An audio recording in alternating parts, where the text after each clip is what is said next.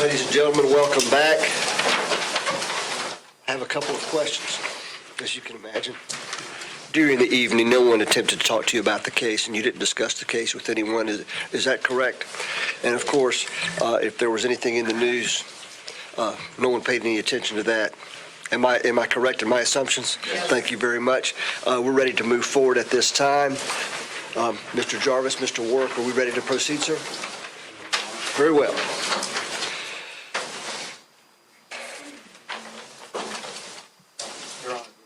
Yes, sir. Very well.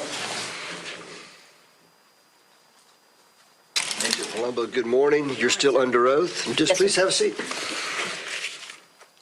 And Mr. Work, when you're ready, sir. Special Agent Palumbo, as again, you know, I'm Mr. Work, is that correct? Yes, sir. When we left off with your testimony yesterday, we had just talked about, I believe, Bobby Davis and Annie White, is that correct? We had, yes. I want to ask you about when item B20, the sweatshirt, when Jennifer Hattler had that open in the lab and was processing it, swapping it. You follow what I'm getting at? I was in the lab. I don't recall her processing it while I was in there. But you were in the lab with the item open? I was. Okay. You just don't recall whether she was swabbing it at the time you were in the lab? It was not being processed when I was in there. Were you wearing personal protective gear? I did not have a gown on, no. Right. Did you have a face mask on? I do not know if I had a mask on.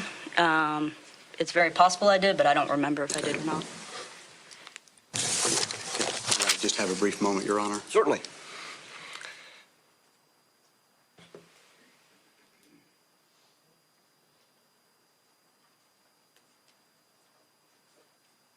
Do you remember, do you remember whether that was the first time that Jennifer Hattler had the B20 item open when she did A through H, or whether it was the second time when she did I through M, or do you recall?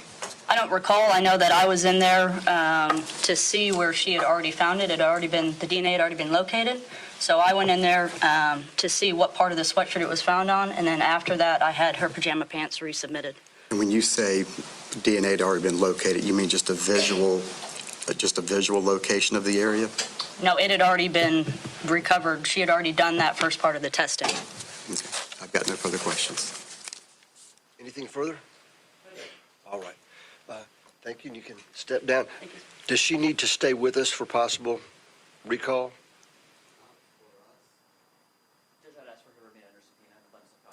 Very well. Thank you.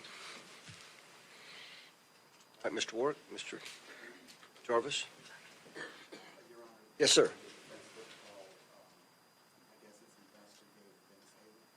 Dennis Haley. All right.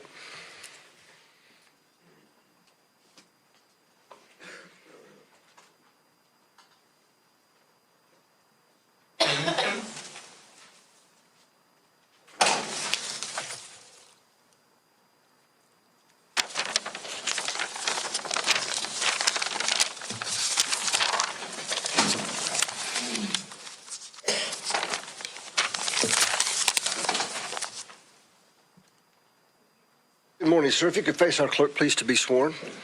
Do you solemnly swear and affirm the testimony you're about to provide will be the truth, the whole truth, and nothing but the truth? Right. Please have a seat, sir. Can you please state your name for the record? My name's Dennis Haley. And Mr. Haley, I believe you're currently an investigator, is that correct? Yes, I'm currently an investigator assigned to the District Attorney's Office in Andalusia, Alabama. And prior to that, did you work at the Florida Department of Law Enforcement? Yes, I did. I worked there for 33 years. And what was your title? Special Agent. Okay. Investigator Haley, did you have any involvement in this Russell Holbrook case? Yes, I was a co-case agent with Agnt Meagan Palumbo. I just want to, was there a time where you were in the lab with Mrs. Jennifer Hattler when she had item B20, the sweatshirt, opened? Yes, there was. Okay. And do you recall whether it was the first time when she was doing A through H or the second time when she was doing I through M? I believe it was the very first time she just received the evidence from Crestview PD. And that would have, and from the, you wouldn't know the answer to that question, I'm sorry. Were you also, was Meagan Palumbo also in there with you? Not that time. Okay. And to your knowledge, was Meagan Palumbo in there at the other time? I believe Agent Palumbo was present another time with Ms. Hattler. And when you were inside the lab with Mrs. Hattler, the B20 item of evidence was open, is that correct? She was opening it at that time. And were you wearing personal protective gear? I believe I was wearing gloves. I can't remember if I was wearing a mask or not. I never got close to the evidence.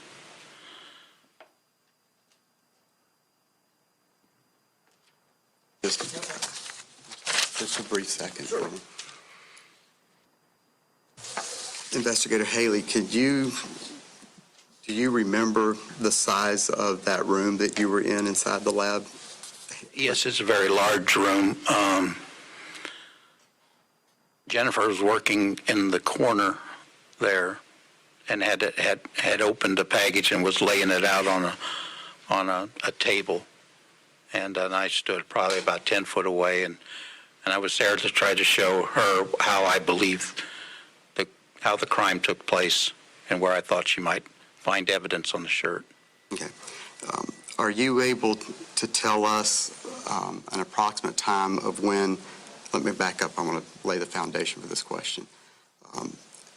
Was there a time when you and or Meagan Palumbo became the lead investigators on this case?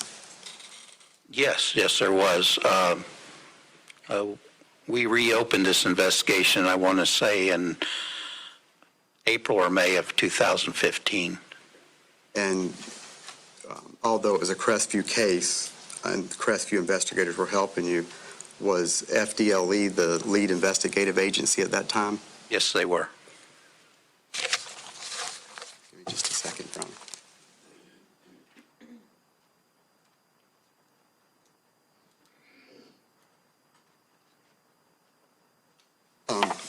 Are you familiar with Annie White? Yes, I am. And that's Melissa Howard's sister, is that correct? That's correct. Okay.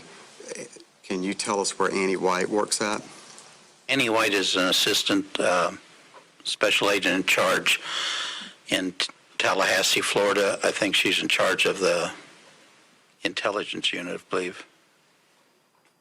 And so there's a special agent in charge, and then she's right below that as the assistant special agent in charge?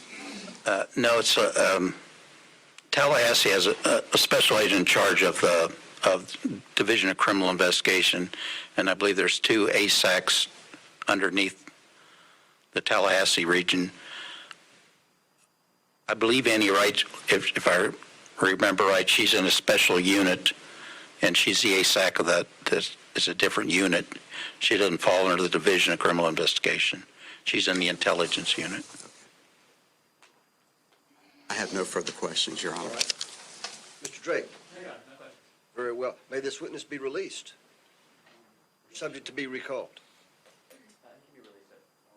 Haley, thank you for being with us, and you are released, sir.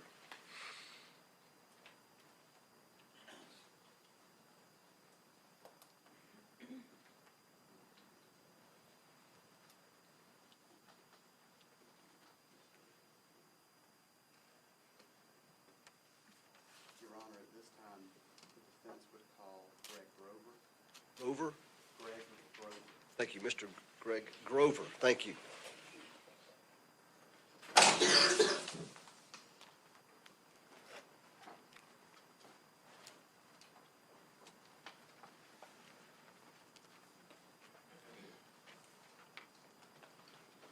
All right, sir, if you could face our clerk, please, to be sworn. Do you solemnly swear to affirm the testimony you're about to provide will be the truth, the whole truth, and nothing but the truth? Thank you.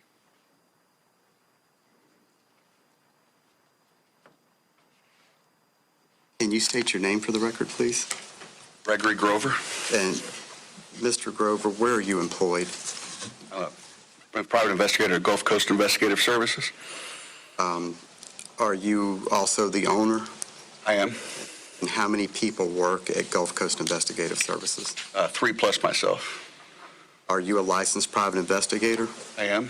How long have you been so? About 10 years. Prior to Gulf Coast Investigative Services, do you have any previous investigative experience? I was a special investigator with the Federal Investigative Service. And prior to that, I was in 16 years in the Navy, 11 years in the field, and 5 years as an instructor. When you were an instructor, what kind of things were you teaching or instructing? The policies, procedures, methodologies, tactics involved in conducting national security background investigations. Are you required to have any special training or certifications in Florida in order to be a licensed private investigator? Yes. And what are they? You got to have a minimum for entry level. You got to have a minimum of 2 years of investigative experience. You must have a comprehensive background check. There's also a comprehensive written exam. Mr. Grover, you were retained to assist us in this case, is that correct? Yes, And do you get paid for your services? I do. Yeah, and how much do you get paid for your services? $40 an hour in this case. And among all the things that you've been doing in this case, did I request you to drive routes of interest for the night of the birthday party and the night of Melissa Howard's death? Yes. Can you explain to the jury,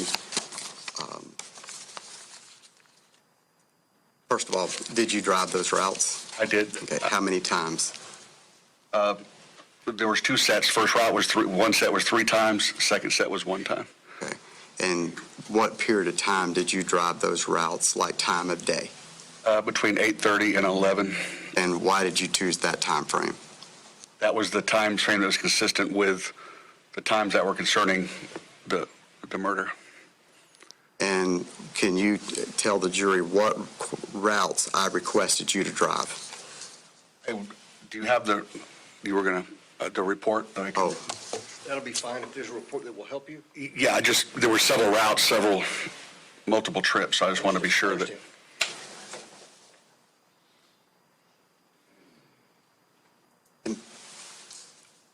Mr. Grover, can you explain to the jury which routes I asked you to drive?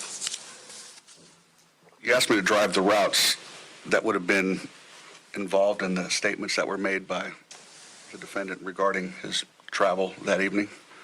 Okay, and what was the first route? It would have been 418 Northview Avenue, which would have been the birthday party residence, to Staff Road, where he would have dropped off the children. And how long did it take for you to drive those routes? It ranged between 19 and 21 minutes.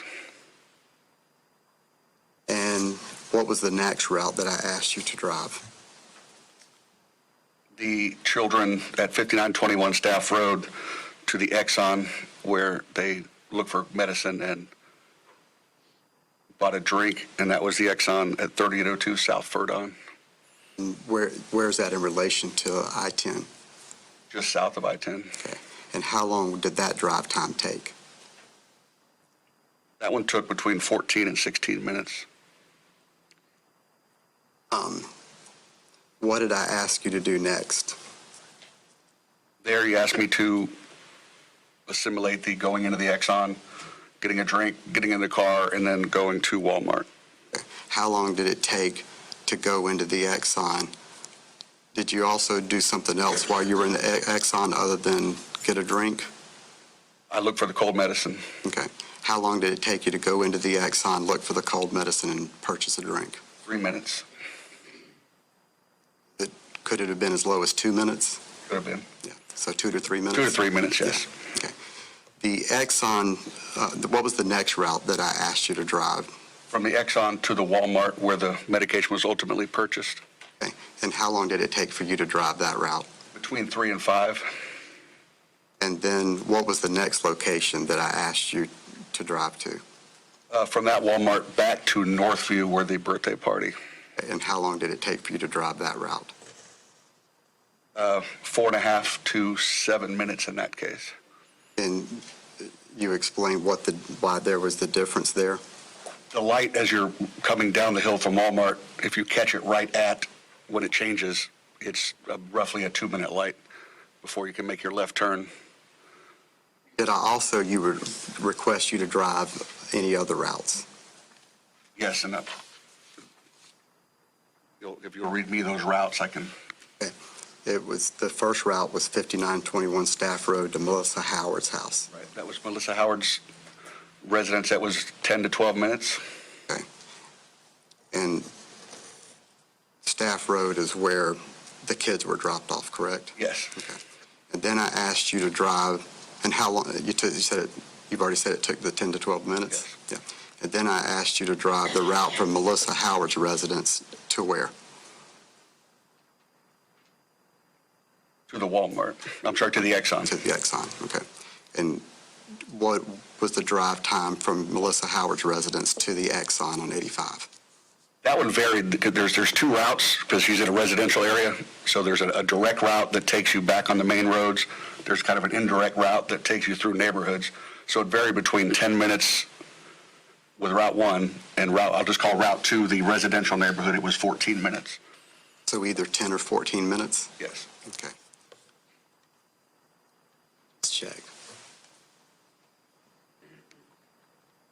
I have no further questions, Your Honor. Thank you. Mr. Drake, any questions, sir, for this witness? Good morning, sir. Good morning. Sir,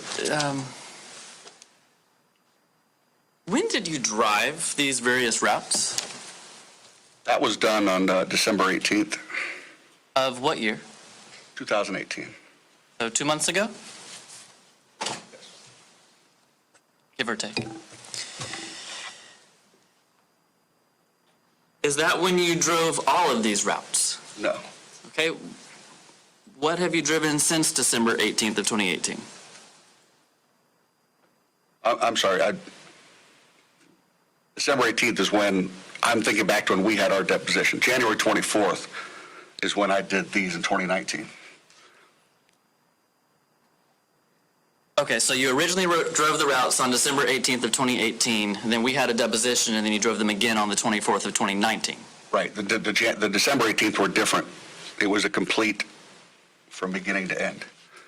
Okay, so the 24th of January, is that when you added the stop at Melissa Howard's house? No, because I can't say I added it because on December 18th, I ran the whole circuit based on the statements. So you're telling me that by the time we had our deposition, you had already included Melissa Howard's house as a stop on your route? I ran this, when I say the circuit was what the defendant made in his statement regarding his travel route. So I can't recall and now that I'm listening to the statement, no, that house was not in there. He didn't mention that in his statement, did Exactly. he? That's why I'm saying that that's not what was mentioned in there. All right, so back in December, you would have driven these other routes, the Northview, the Staff Road, the Exxon, the Walmart. In January, you then added Melissa Howard's house as a stop. Is that accurate? Yes, I was asked to by the attorney. Okay. When you went from 418 Northview to 5921 Staff Road, you testified it took you 19 to 21 minutes. What route did you take, sir? The direct, I don't have that route information with me. I took 85 up. I want to say it's Old Bethel. I'm not 100%, so don't quote me on that. I took the most direct route that was available through a mapping service. What mapping service did you use? I used 3 different ones: Yahoo Maps, MapQuest, and Google Earth.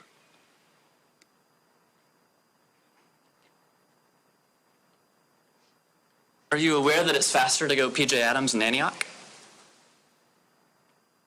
Again, there's multiple ways to get from one place to another. I went to what was the most direct route that would have worked based on the statements that were provided. Are you familiar with traffic in Crestview? I'm familiar with the daytime traffic in Crestview very well. Have you ever noticed how many traffic lights are on Highway 85 between P.J. Adams Road and Old Bethel? exact count, no. If I were to tell you there's 13, would you dispute that? I would have no reason to dispute that. How about the route from PJ Adams to Antioch Road to Old Bethel? Are you aware there's only 2 traffic lights? I would not dispute that. You understand the timing of lights can greatly affect how long it takes someone to get from point A to point B. You agree with that?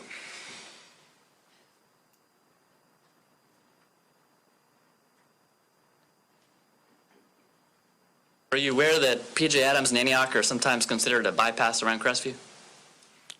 I'm not familiar with that term, no.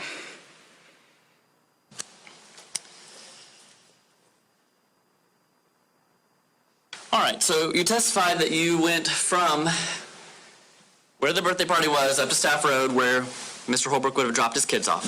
And then you went to the exon south of I-10. So where is Old Bethel and Staff Road in relation to I-10? Again, I'm not from Crestview. I don't have a map in front of me, so I can't tell you exactly where it is in relation. I can tell you that Would you like a map?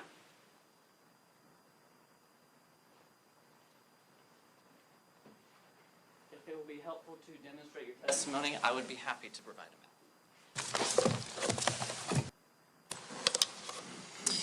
I've pulled up 418 Northview Drive, which intersects with PJ Adams Parkway. Does that look familiar? yes.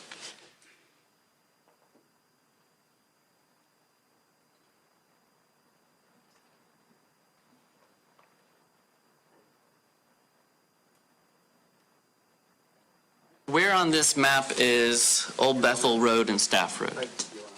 Yes, sir.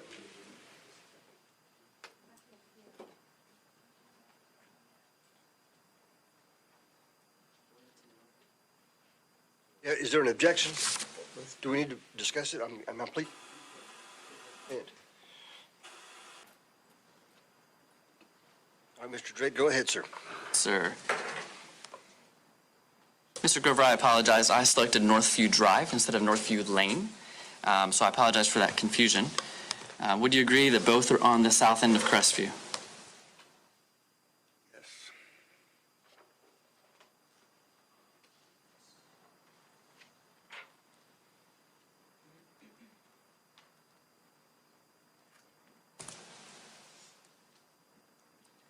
Okay, so on this map, you testified that you would have gone up Highway 85, correct? Yes. And what I'm suggesting is this road here, PJ Adams and Antioch Road, leading up to Highway 90 and Old Bethel. Were you aware of that route? That is a possible route. I wasn't, in December when I ran that, I wasn't focused on that. I was just verifying the story in which he was making the statements. He didn't say which way he went, though, did he? He did not. Now, Staff Road, just so we have a visual of where it is.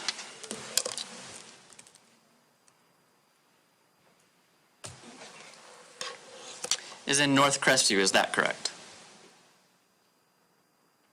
Not familiar with what would be north. I would imagine you would explain that as North Crestview. I don't know where the boundaries are. Now, going from there to the exon south of I-10, how many gas stations did you pass? I didn't count gas stations. Is it a lot? I didn't count gas stations. All right, so you would have gone from Staff Road, down 85, past Walmart, down to an Exxon station, and then circled back to Walmart, is that right? Yes. And at Exxon, you attempted to act out the defendant getting a drink, looking for medicine, that sort of thing, right? Well, not in the December. That was a January 24th. Okay. You got the two different dates with two different actions. Okay. I know at your depot, at some point, we did talk about this, so if you've redriven the routes, then let's go with the most recent one.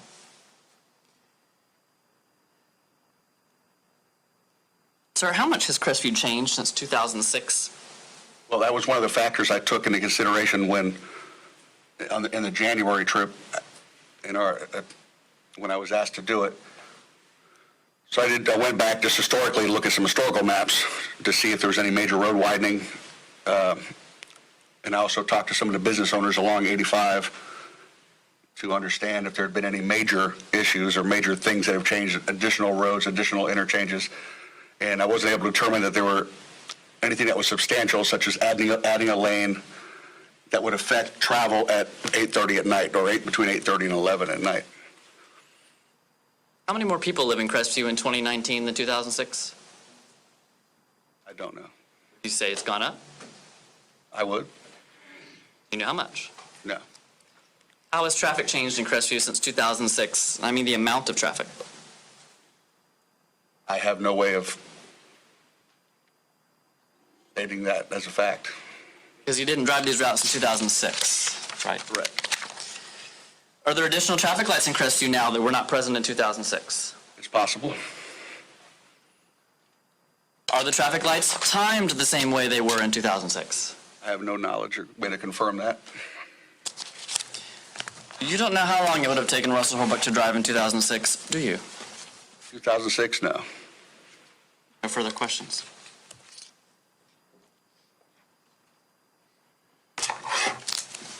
Any further questions to this witness?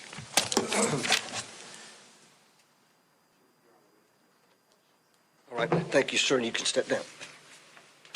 Next witness.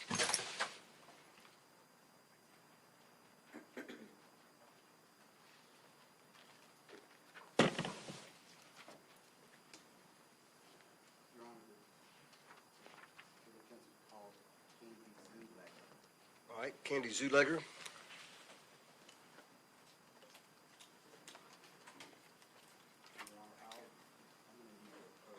Certainly. All right, that'll be fine.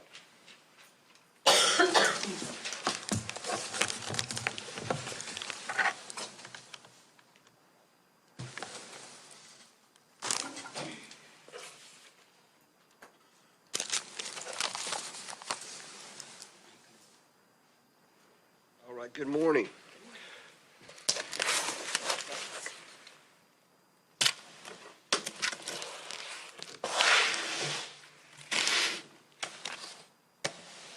Can you face our clerk, please?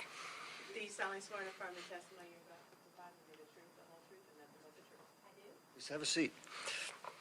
And Mr. Warwick, when you're ready, sir.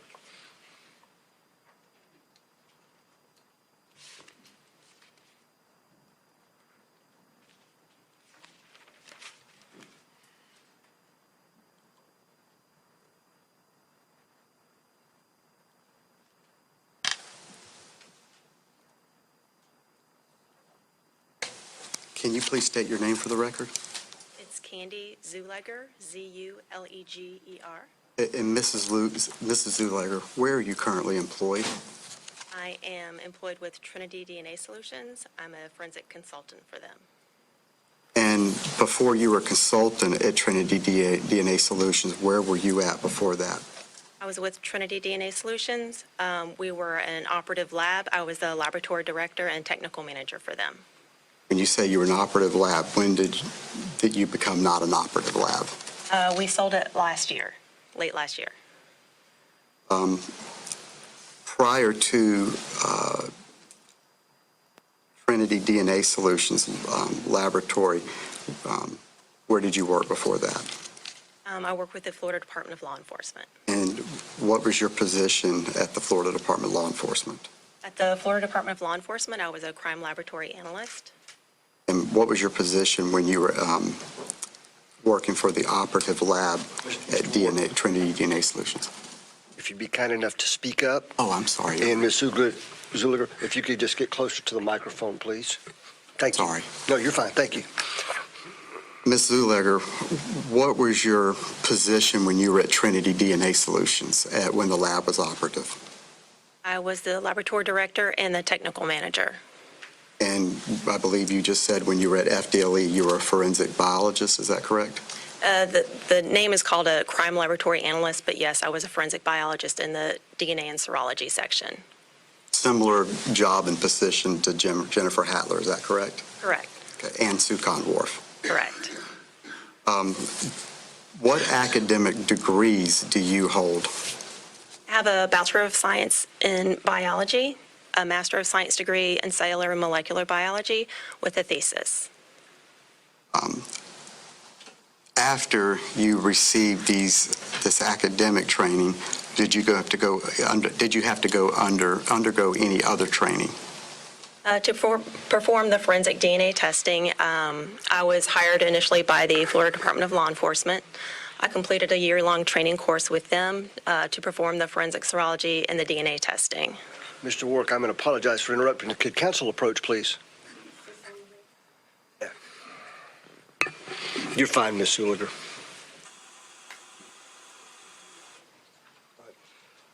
Ladies and gentlemen, I note that it's 9:45. We're going to take about a 10-minute recess at this time. All right, you can just leave your notes right there, and we'll be in recess for approximately 10 minutes' time.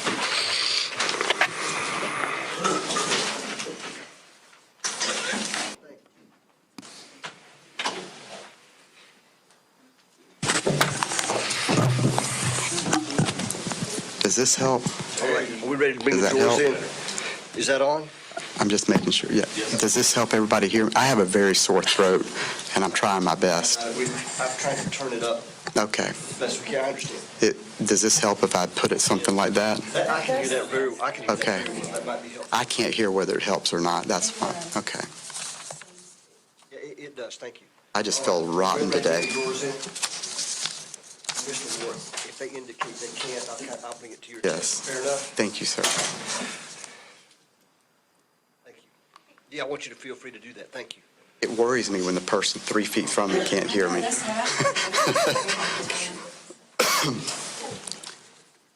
All right, thank you. Be seated, everyone.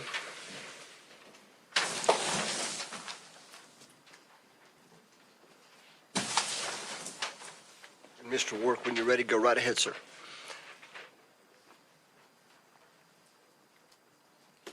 Mrs. Zuleger, I believe when we left off, we had just talked about your academic degrees. Is that correct? Correct. Okay.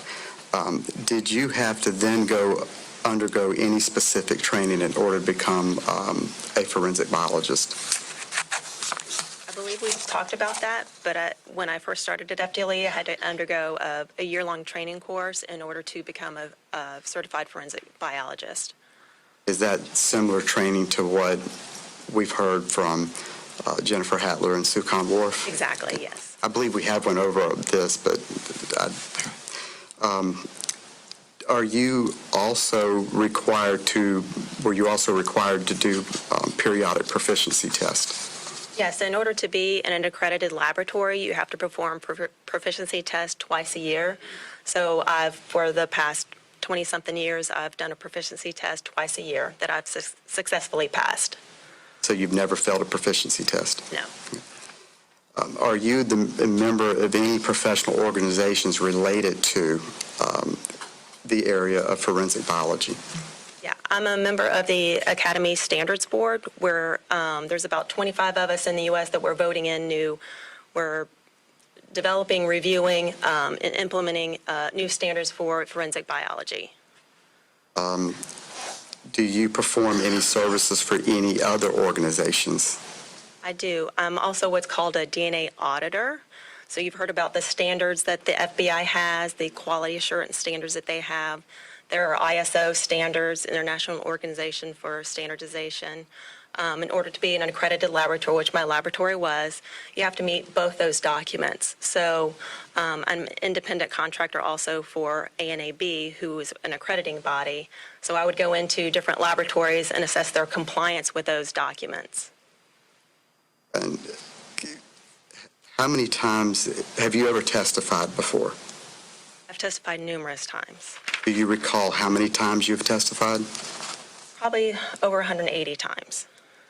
And apart from your work when you were at the Florida Department of Law Enforcement, after you left there and you were in your own lab, have you ever testified for the state or federal government as a prosecution witness? The majority of my testimony still was for the prosecution, yes. Do you recall what number or what percentage? I would have to estimate prosecution probably 70%, defense probably 30%.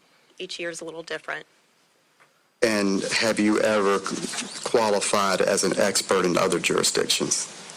Yes, I've testified in the country of Bermuda, the country of the Bahamas, in the U.S., Alabama, Arizona, virtually all of the circuits in Florida except for the Keys, military courts, and federal courts. Okay.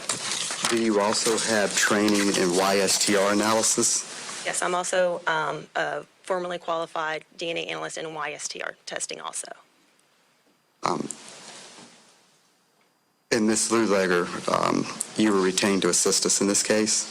I am, yes. And obviously you get paid for your services? I do. And how much do you get paid? It is $200 an hour for consulting and $240 an hour for testimony. Your Honor, this time I would tender Ms. Luleger as a qualified expert in the field of forensic biology. She will be allowed to give expert testimony in the discipline of forensic science, my apology, DNA analysis and biology. Ms. Luleger, have you had an opportunity to review the YSTR report that Sucon Wharf prepared? I have. Let me ask you this. If you were given that same sample and came up with that same electropharogram, and you were asked to prepare a report, would it be the same? It would be very similar. I never reported the 0 out of so many results, but the 1 in 11,000 result is basically what I would be reporting. What about the Caucasian result? If I was informed that the defendant in a case was a certain ethnicity, I could also just report that ethnicity. Did you notice when you were looking at the documents in that data file whether or not Sucon Wharf was able to develop a full or a partial profile? She got a partial profile at 8 of the 17 markers that she tested for. And let me ask you, is YSTR unique in the same way that regular STR DNA is? They are not. The nuclear or the autosomal DNA test that we normally do, that's where we get the very high numbers in the quadrillions, quintillions of ever seeing a profile again. When we do YSTR analysis, we get numbers in the thousands of just seeing that profile again.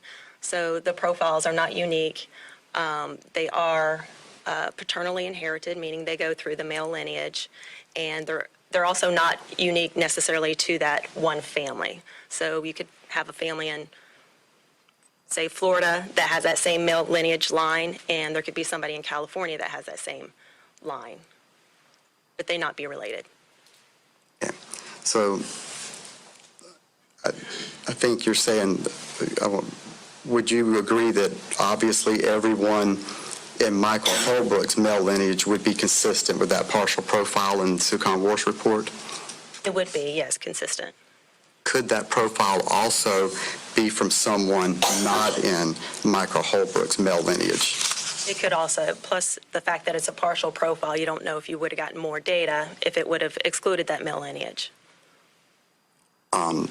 Do you recall what tool that Sucon Wharf used in the YSTR analysis? Yes, she uses the Harris County mixture tool. And, I'm sorry, Your Honor.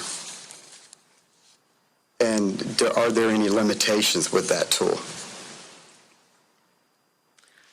There are limitations with it because of the testing and the statistics that are being so low with it.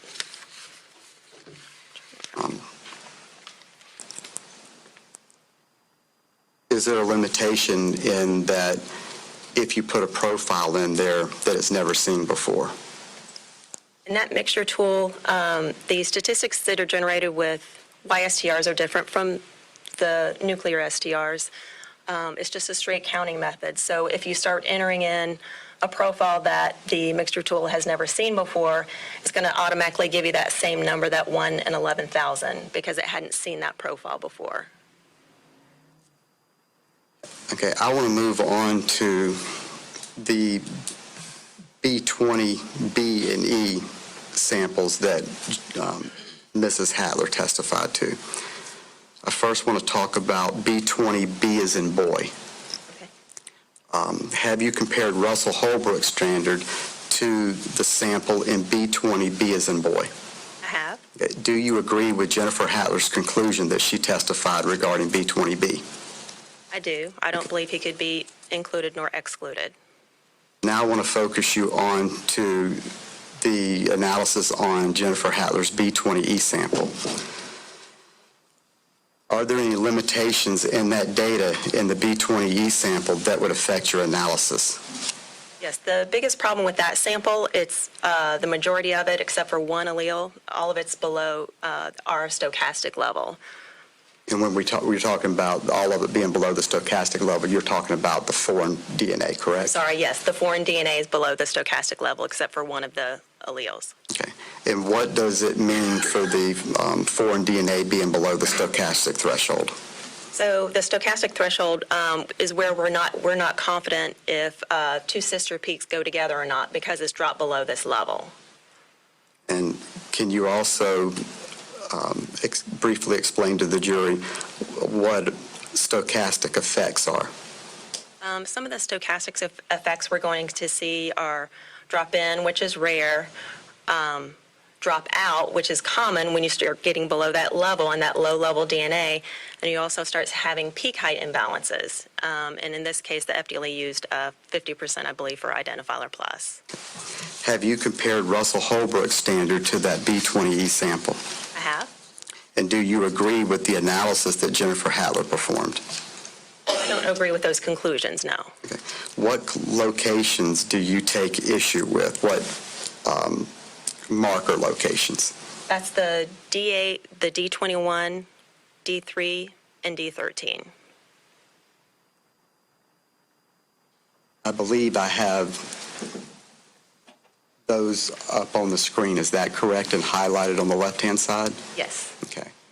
Can you explain to me at what your issues you have with the location D8? Okay, for this first marker, And just, I'm going to try to draw, and if you see anything that I draw that's not correct, will you correct me on that? I will. Okay. Okay, for this first marker, this is markers, we abbreviated D8 as D8S 1179. So at this marker, Mr. Holbrook has a 10. You can see he's at 1015. So this 15 is above our stochastic threshold. It's actually the only peak in the whole profile of the foreign profile that's above the stochastic. So I would expect to see the sister peak would be much larger than where this 10 would be. The 10 would be right before the 11. Am I circling the correct place? Yes, that's correct. So even the software did not believe that was a true peak. They thought that was a stutter peak, so it didn't call it. But if truly a 10 was there, then it would have increased that peak height, and it would have called it also. So that's why I don't believe that we're missing a 10 right there. What about at location D21? So at location D21, there is an extra 29 that Mr. Holbrook does not have. And this is also indicated by the third, if you can see the handwriting on there, third question mark. So this is another point at which he does not have a 29. He could not have left that DNA. And what issue do you take with location D3? Well, before we jump there, the sorry. D21 and the D7 were side by side because they're similar peak heights. So one is 31%, one is 37%. She doesn't use one that's 31%. She does use one that's 35%. This just doesn't seem real consistent to me. I apologize. Are we done with D21? Yes. Okay. At location D3, what do you take issue with? So at location D3, there is, from the second amplification, there's a foreign 15, and Mr. Holbrook does not have that 15. And And what would be the issues you take with location D13? D13 is another loci in which Mr. Holbrook could not have left the DNA because there is a 4 and 8.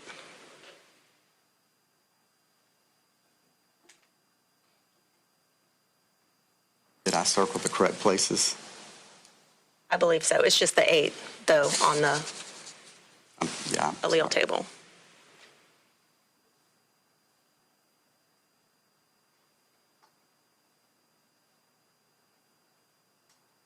So there's basically 3 locations You're talking about that. in which there's eight, right? additional data that he does not have. He could not have contributed.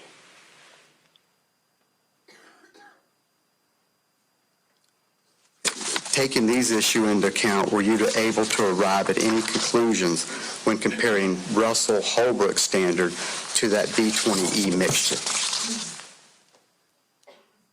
I would have to state that it was a 3-person mixture, and if it is a 3-person mixture, that I still could not exclude him from that mixture. What if it was a 2-person mixture? If it's a 2-person mixture, then he would have to be excluded because he could not have left that data. Okay. Do you believe, I'm going to back up here. Have you reviewed the calculations that Jennifer Hattler performed when she did the statistics on that B20E mixture? Yes. Were you able to determine whether she did a calculation for a 2-person mixture versus a 3-person mixture? It appeared to be a 2-person mixture. And do you believe that Jennifer Hattler violated any FDLE standard operating procedures when she performed her analysis? Yes. Okay. And do you recall which one? It's, and the bait stamp says 17487. And I believe to your left is, I think it's Exhibit D1 through 15 and 17, is that correct? Yes. And I believe in there you'll find page 17487 and 17199, is that correct? Yes. And the reason why we have 2 pages is because the chapters changed in the standard operating procedure during the time of this analysis, correct? Yes. Well, it's, one is 2015 and the other date is 2016. So the location that they're located, that they're in the SOPs is going to be a little bit different because things were added or removed from it. But is the rule the same? The rule's the same. And I'm showing you, oops, let me clear that. I believe can you tell the jury what rule that you think that Jennifer Hattler violated? This is 49.3.10.1.2, and it says that minor contributors may less frequently be resolved when 2 or more contributors are present. A minor profile will not be resolved at any loci if 1 or both of the alleles for the minor profile are below the stochastic threshold unless an assumption of 2 contributors is established and reported. So, like I said, if it's 2 contributors, he would be excluded. If it's 3, I still can't exclude him. As you sit here today, you listened to Jennifer Hattler's testimony, is that correct? Correct. Do you know whether she made an assumption of 2 or 3 contributors?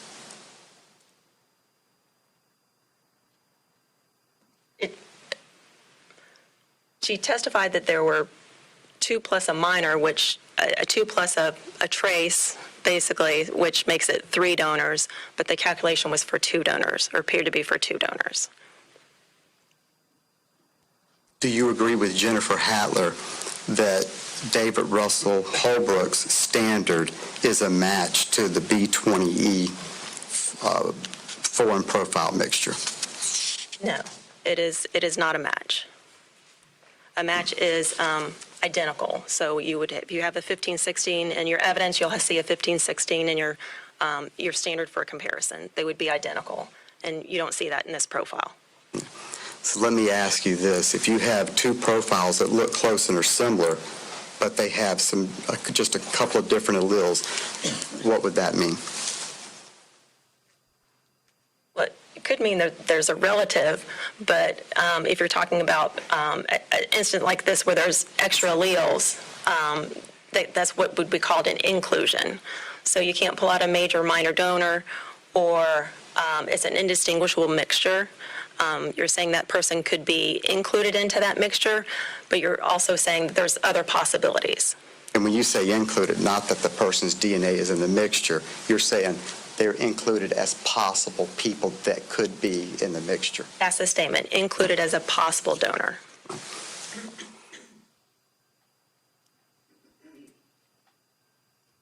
We heard testimony that there were investigators in the lab both times when Jennifer Hattler was swabbing the B20E sweatshirt. I think the first was A through H and the second was I through M. And I believe the testimony is that they weren't wearing, they may not have been wearing, then they're not sure if they were wearing protective gear. Is that a problem? Yes, that's always a problem to have people in the laboratory without protective gear, because they could be shedding their DNA or causing some sort of contamination in that case or other cases. And that's particularly so now in 2019 when kits are much more sensitive? Our kits are very sensitive, just like Ms. Hattler had testified that, her baby's DNA had gotten into a sample and the baby wasn't even into the lab. This shows how sensitive our testing is. When you worked at the Florida Department of Law Enforcement, did you ever have case agents in the lab? No.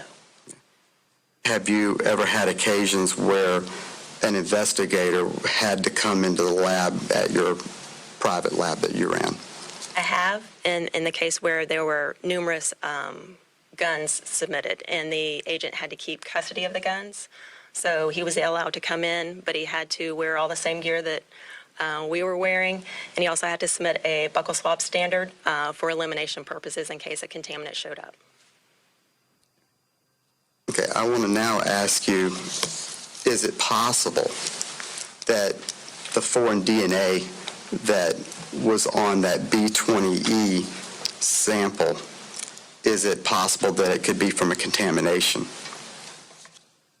Contamination's always a possibility, especially when you're talking about evidence that originating back in 2006. Our kits have become much more sensitive. They're more sensitive to trace types of DNA, contamination that we didn't have an issue with even 10 years ago. And now, can you describe to the jury the kind of protective gear that you guys wear in the lab when you open up evidence and swabbing it and processing it now? Absolutely. We're going to have on a laboratory coat. We're going to have on gloves, mask, hairnet. When we do the exam, the tabletop's going to be cleaned. Fresh paper is going to be put down. The examination will be performed. And then once the evidence is examined, it will be packaged back up and sealed and put away before anything new is opened up. And you would clean all your utensils if they weren't disposable already. Okay, and if there was testimony that in 2006, when the crime scene people came in, all they were wearing were booties over their shoes and gloves, could that cause a contamination issue? It does, because when you're touching an item of evidence and you're not changing your gloves, so if I'm examining a piece of evidence, I'm going to change my gloves every time because I don't want to transfer that DNA to another piece of evidence. So this is a concern with crime scene coming in and only using one pair of gloves to collect the evidence. They could unknowingly transfer DNA from one item to another. Okay. And if there was testimony in 2006 from an EMT ambulance guy that he had to place 3 EKG pads on Melissa Howard's back and he had to touch the sweatshirt in order to do that, could that be a contamination issue? That could also be another source of contamination. And I think we also learned from Curtis Browning that in 2006, the item, the B20 sweatshirt, it was swept for trace materials. Correct. Okay, and I'm sorry. no, go ahead. This could also be another source of contamination since they're taking the spatula, if you will, and scraping the piece of evidence to try to remove the trace. So that could be moving DNA from one area to the next, transferring it. Okay. And then we know after that it was swept for trace, Curtis Browning opened it again and reported that he was not able to perform any analysis because it had too much blood on it. Is that correct? Correct. And that's also a problem when you're talking about contamination, that the number of times that an item is opened, if the agency is opening it to look at something, or even if it's being examined, then the number of times that it keeps getting open increases the possibility of a contamination event.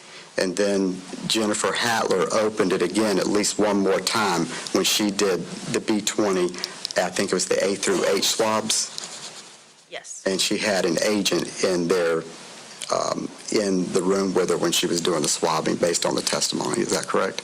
Correct. Could that, the number of times plus of all these other things, could that, does that give you pause as to contamination?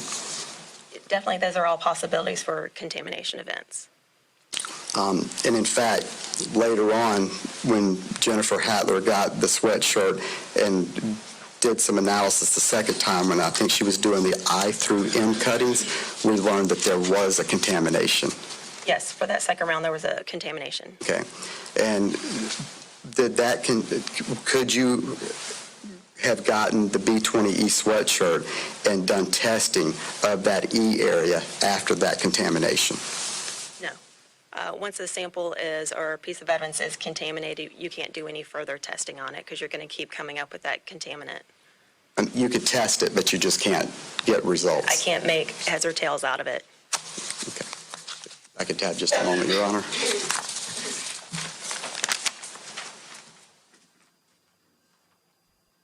All right.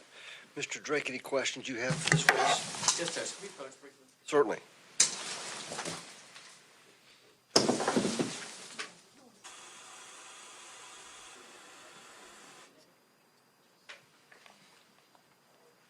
Just sit back up. We're going to take a recess. It may be 15 minutes. If you need to stretch your legs and walk around a little bit, I want you to feel free to do so because we've been sitting for some period of time now. So we'll be in recess for approximately 15 minutes' time. Okay.